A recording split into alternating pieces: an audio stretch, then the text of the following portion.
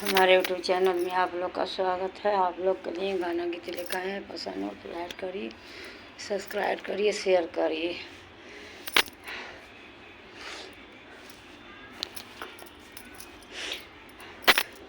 केतनो पढ़ल लिखल, केतनो पढ़ल लिखल गोरी तोके कमावा करे के पड़ी।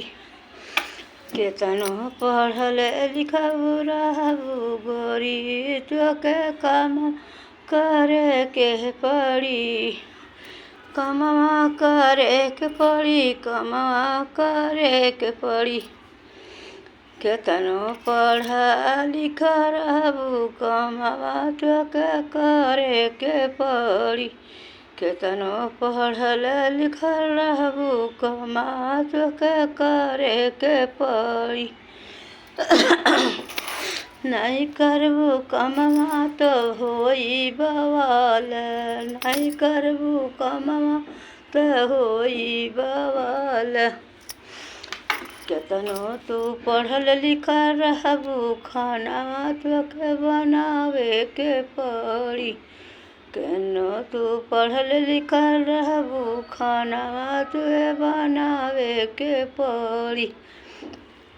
खाना बनावे के छटियाही बाली, खाना बनैबू ही छटियाही मरबू। सजी करे के पड़ी गोरी जनी कर हो चिन्ता। सजी करे के पड़ी गोरिया जनी कर चिंता ये गोरिया। केतनो पढ़ल रहबू, केतनो लिखल रहबू, केतनो पढ़ल रहबू, केतनो लिखल रहबू कमावा त करे के पड़ी। सुनिला गोरी हमर बचनिया। केतनो पढ़ल रहबू गोरिया पढ़े के करे के पड़ी कमावा ही गोरिया। रोटिया बनैबू ही बर्तन मजबू, रोटिया बनैबू ही बर्तन मजबू। माई कटहलाई करबू चिंता जिनी कर ये गोरिया। माई कटहलाई करबू चिंता मती कर हो गोरिया। केतनो तू पढ़ल रहबू, केतनो तो लिखल रहबू, केतनो तू पढ़ल रहबू, केतनो तू लिखल। सासू के रहबू अंगुरी पर नचबू ही सारी ही दिन गोरी चिंता न कर। मैया के अंगुरी पर नचबू गोरी मती चिंता ही कर। केतनो ही पढ़ल रहबू, केतनो तू लिखल रहबू, केतनो तू पढ़लबू पढ़ाई कमावा करे के पड़ी। कमावा करे के पड़ी, कमावा करे के पड़ी। 4 बजे उठिया गोरी सारा कमा करिया ये सजनी।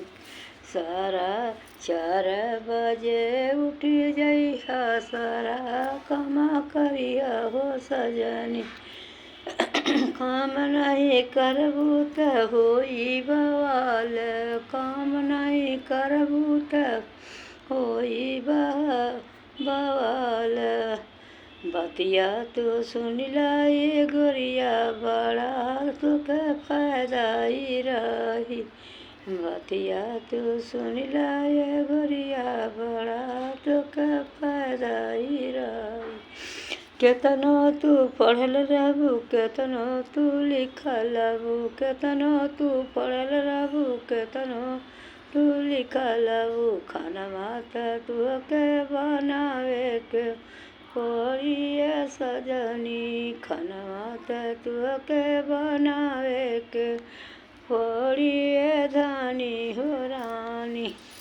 मत करिया हमरा बुराई, सासू से करब झगड़वा। मत करिया हमरा बुराई, ससुर से करब झगड़वा, मत करिया हमरा बुराई, ससुर से करब लड़ाई।